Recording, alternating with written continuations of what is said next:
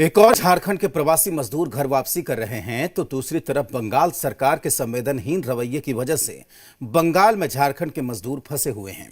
इतना ही नहीं, ममता सरकार अपने प्रवासी मजदूरों की घर वापसी में भी अड़ंगा लगा रही है। दुमका से मुर्शिदाबाद और मालदा के मजदूरों को भेजा जा रहा था, लेकिन ममता सरकार की पुलिस ने बसों की एंट्री नहीं होने दी। गिरिडीह और जामताड़ा से चली बसों को भी बॉर्डर से बैरन लौटना पड़ा। मजदूरों को लेकर ममता सरकार की बेरुखी पर झारखंड में सियासत शुरू हो गई है। इस रिपोर्ट में देखिए। बंगाल में बस की नो एंट्री, झारखंड में चल पड़ी सियासी गड्डी। बेबस करने पर ममता नहीं आई। पश्चिम बंगाल सरकार ने लॉकडाउन में कड़ा रुख अख्तियार कर लिया है। कोलकाता में फंसे गिरिडीह के लोगों को लेने गई बसों को बंगाल की सीमा पर रोक दिया गया। इसके बाद सभी वाहन बैरंग गिरिडीह वापस लौट आए। जिला प्रशासन और जिला चैंबर ऑफ कॉमर्स के सहयोग से शनिवार सुबह को 3 बड़ी बस, 1 छोटी मिनी बस और 6 छोटे वाहनों को कोलकाता के लिए रवाना किया गया था, लेकिन बंगाल सरकार ने सभी वाहनों को बंगाल की सीमा पर ही रोक दिया और उन्हें बंगाल की सीमा में प्रवेश नहीं करने दिया गया। गिरिडीह से चली गाड़ियों को मैथन में सीमा पर पश्चिम बंगाल की पुलिस ने रोक दिया। हमारी गाड़ी यहाँ से बंगाल के बॉर्डर के पास पहुंची तो बंगाल के पुलिस द्वारा बंगाल सरकार के आदेश से उस गाड़ी को वहाँ रोक दिया गया और हमारे जो मजदूर भाई छात्र वहाँ फंसे हुए हैं उन्हें वहीं फंसे रह गए। गाड़ी को वापस लौटा दिया गया है।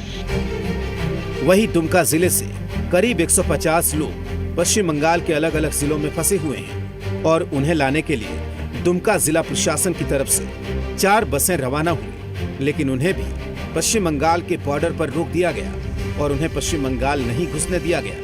इसकी वजह से बसों को वापस लौटना पड़ा। दुमका से जो बस गई थी उसमें कोलकाता, मुर्शिदाबाद और मालदा के लोगों को वापस भेजा जा रहा था। हालांकि वीरभूम जिले के बॉर्डर से उन्हें लौटना पड़ा। आई थिंक ये अलग अलग स्टेट का अपना डायरेक्शंस दिए गए हैं। हमको डायरेक्शन दिया गया था छोड़ने के लिए, और एक हमारा जिला का प्लस पॉइंट ये था कि सब बॉर्डरी इलाके के ही लोग थे, तो बहुत सारे जिनके पास साइकिल थे या जिनके पास कोई रास्ता था, जिनके लिए गाड़ी आ गए थे, वो काफ़ी परसेंटेज में लोग निकल गए। बहुत ही कम संख्या में लोग वापस आए जो नहीं जा पाए। तो लगातार हम वहाँ पे प्रशासन के साथ बात कर रहे हैं और हेडक्वार्टर लेवल पे भी इसका मसला निकाला जा रहा है। इतना ही नहीं, जामताड़ा प्रशासन की ओर से 57 प्रवासियों को लाने के लिए गई 12 बसों को बैरंग लौटना पड़ा। बंगाल सरकार का डिसीजन है, अभी दूसरे राज्यों की बसें वहां पे नहीं जा पा रही है। यहाँ तक कि यहाँ के जो भी मजदूर जो स्ट्रैंडेड हैं, जैसे निरसा में आपको जानकारी होगी कि मुर्शिदाबाद, मालदा के अनेक मजदूर फंसे हुए थे, उनको बसों को भी एंट्री नहीं करने दिया गया। तो ये इंटर स्टेट का मामला है, राज्य स्तर पर ये इन चीज़ों को देखा जाएगा। पश्चिम बंगाल में झारखंड की बसों की नो एंट्री पर अब सियासत भी शुरू हो गई है। बीजेपी ने दोनों राज्य सरकारों के बीच कोऑर्डिनेशन की कमी बताया, जिसका खामियाजा जनता भुगत रही है। बंगाल के तमाम बॉर्डर पे न किसी को आने दिया जा रहा, न किसी को जाने दिया जाए, वो भी परमिशन मिलने के बावजूद भी। जो प्राइवेट गाड़ीज हैं, जो बसेस हैं, सबको रोका जा रहा है। इमीडिएट झारखंड सरकार को चाहिए कि बंगाल सरकार से बात करके इसको सॉर्ट आउट करे। बीजेपी पूरे मामले पर माइलेज लेने की कोशिश कर रही है, तो जेएमएम और कांग्रेस की अलग अलग राय है।